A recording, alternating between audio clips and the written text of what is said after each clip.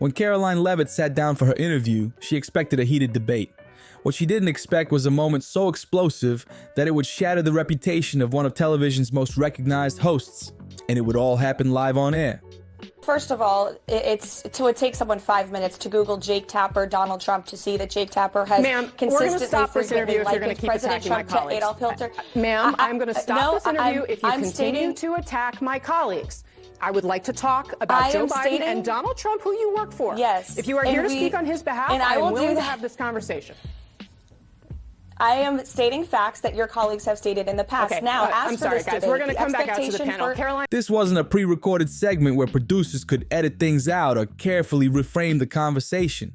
There was no safety net, no chance to backtrack. This was raw, unfiltered, and unfolding in real time.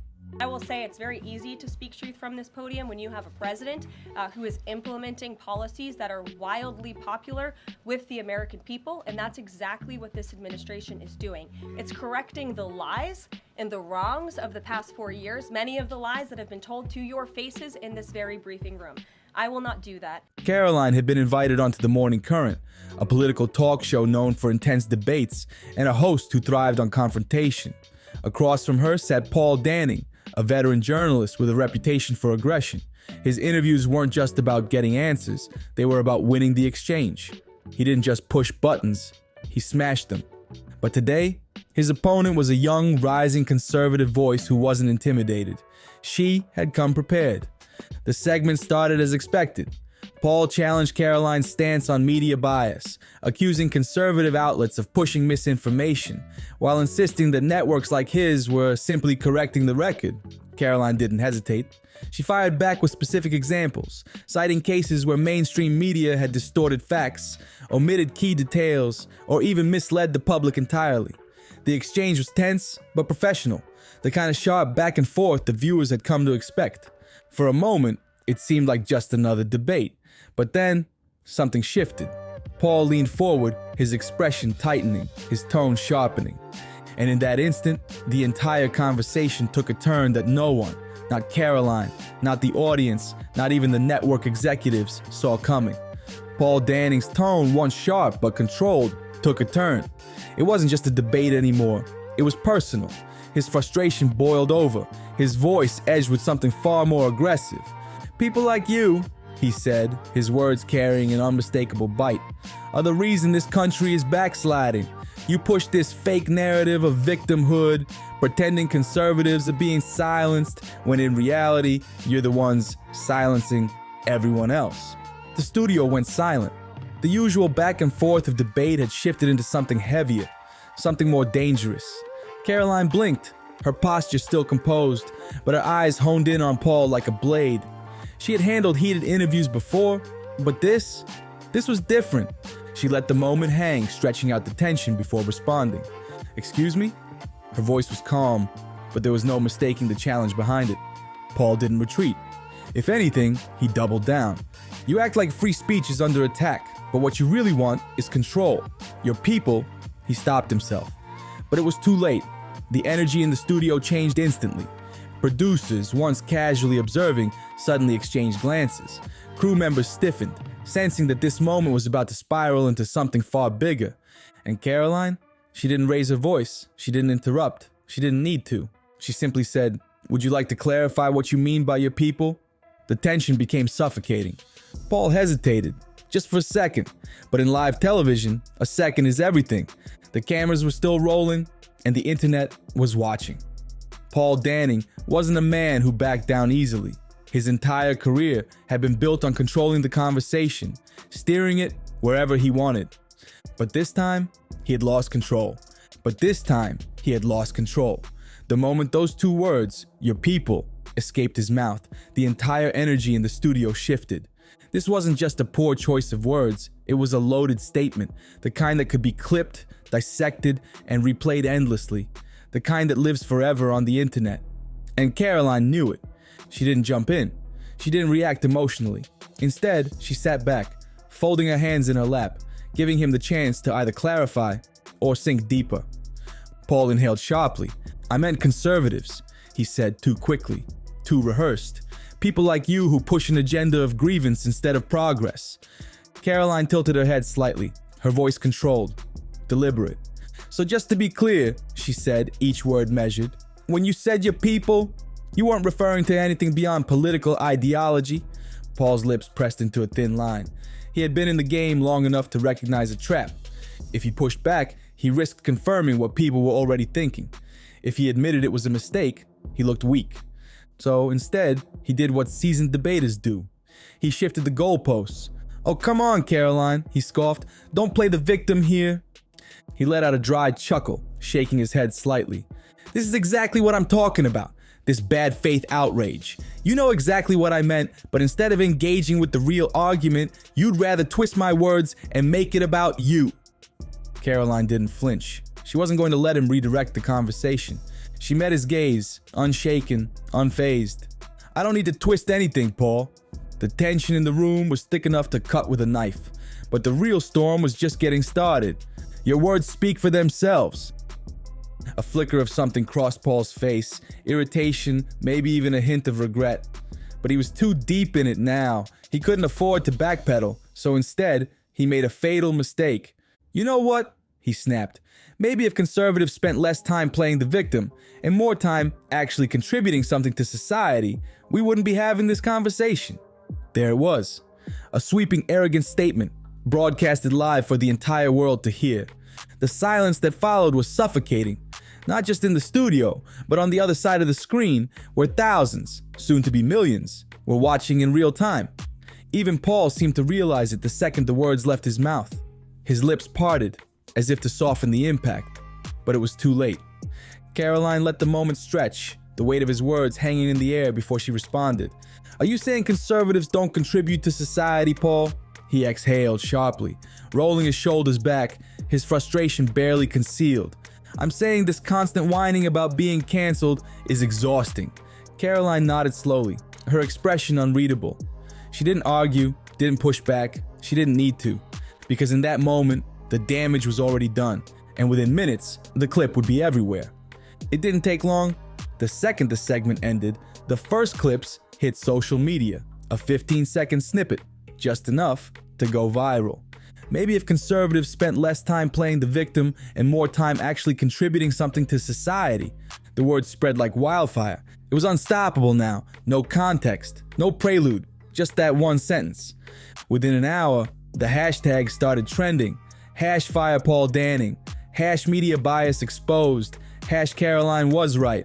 Social media erupted, splitting into two sides. Some blasted Paul for what they saw as outright disrespect, while others scrambled to defend him, calling it a misinterpretation. But the full-length clip didn't help his case. If anything, it made it worse. Political commentators from both sides pounced. Some condemned him outright, labeling it as media arrogance, while others tried to spin the backlash as selective outrage. No matter the stance, one thing was undeniable. People were watching. Then, the sponsors got involved. By midday, 3 major advertisers for the Morning Current had suspended partnerships, issuing carefully worded statements about reviewing their commitments to the network. By evening, that number jumped to 8. It was full-blown damage control mode. Paul? He stayed silent, at least for now. But the network? They had a crisis on their hands. Karoline, on the other hand, didn't need to say a word. She simply retweeted the clip, adding nothing but a thinking face emoji. But the storm wasn't over. Not even close. Inside the NBS News headquarters, the network behind the Morning Current, executives were in crisis mode. The outrage wasn't dying down. It was escalating. Viewers flooded the network's email inbox, demanding immediate action. Advertisers weren't just pausing sponsorships anymore. They were cutting ties completely. And to make things worse, other networks joined the fray, using Paul Danning's comments as a case study on media bias and recklessness. By mid-morning, an emergency meeting was called. The network had 2 choices: defend Paul and risk an even bigger fallout. Cut ties and protect their brand. For years, Paul had been one of their biggest personalities, a veteran journalist with a reputation for hard-hitting interviews.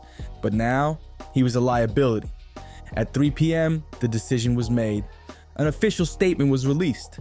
Paul Danning has been placed on indefinite suspension while we conduct an internal review of yesterday's broadcast. NBS News remains committed to respectful and fair journalism. It was corporate speak for, "We're waiting to see how bad this gets before we throw him overboard." But the internet wasn't having it. The suspension wasn't enough. People wanted termination. And while Karoline wasn't leading the charge, she wasn't stopping it either. That evening, she appeared on another talk show where the question was asked directly. "Do you think Paul Danning should be fired?" She paused, carefully choosing her words. "I think people in positions of influence should be held accountable for their words." It was measured, strategic, devastating. And the next morning, NBS News made its final decision. At 9:15 a.m., a second announcement went public. Effective immediately, Paul Danning is no longer affiliated with NBS News. We thank him for his years of service and wish him the best in his future endeavors. The media world erupted. Some called it justice, others called it an overreaction. But one thing was certain, Paul Danning was finished. Yet the controversy was far from over. His firing didn't just end a career, it split the country in two. One side saw it as a long overdue reckoning, proof that media figures could no longer talk down to half the country and get away with it. To them, Paul's comments weren't just offensive, they were revealing. A glimpse into the condescending attitude that had defined mainstream media for decades. But the other side, they saw something entirely different. And the battle over what Paul's firing really meant was only just beginning. The other side called it cancel culture at its worst. So, a man loses his job over one comment, a single misstep? What happened to debate? What happened to context? Right-wing commentators took full advantage of the controversy. Conservative headlines painted Karoline Leavitt as the woman who took down Paul Danning. Fox News, The Daily Wire, and Newsmax ran back-to-back segments dissecting the firing, the backlash, and the broader implications. Meanwhile, left-leaning figures distanced themselves from Paul. But behind closed doors, some felt uneasy. Even those who disagreed with him recognized the bigger issue. If a veteran journalist could be fired overnight, then who was next? Then, Paul Danning broke his silence. Late one evening, he released a pre-recorded video statement on social media. His face looked tired, his tone calm, but firm. "I was fired because I spoke the truth. The media doesn't want truth, they want compliance. If you step out of line, you're gone. If you challenge the narrative, they erase you. This isn't about me, it's about all of us." The video exploded online, racking up millions of views within hours. His supporters rallied, calling for boycotts against NBS News. His critics fired back, arguing this wasn't some grand conspiracy. He had simply crossed the line. And Karoline? She stayed silent. No victory laps, no engagement in the drama. She let the world argue for her. But this wasn't just about Paul anymore. This was about the future of media itself. The dust had settled, but the questions Paul's firing raised weren't going anywhere. In the days that followed, every major media outlet ran think pieces, panel discussions, and editorials on what had just happened. Was this justice? Or was it censorship? Some saw it as a long overdue reckoning, a sign that media figures weren't untouchable anymore. They argued that Paul's firing wasn't about free speech, it was about professionalism. Words have weight, and when a journalist crosses a line, they face the consequences. But others warned, this was bigger than one man. And the fight over what free speech means in media, it was just getting started. But not everyone agreed. Some warned that the real danger wasn't just Paul Danning losing his job, but what his firing meant for the future. Are we holding people accountable for their mistakes, or are we erasing them for having the wrong opinions? The debate stretched far beyond Paul and Karoline. It became about the power of viral outrage, the role of social media in shaping reality, and the fragile state of public discourse. And as for Paul, he was out, but he wasn't done. Within a month, he launched his own independent show on YouTube, branding himself as a truth teller silenced by the establishment. His audience? Bigger than ever. And Karoline? She moved on. But her name would always be tied to this moment, because she hadn't just debated a TV host, she had changed the game. So what does this mean for everyone else?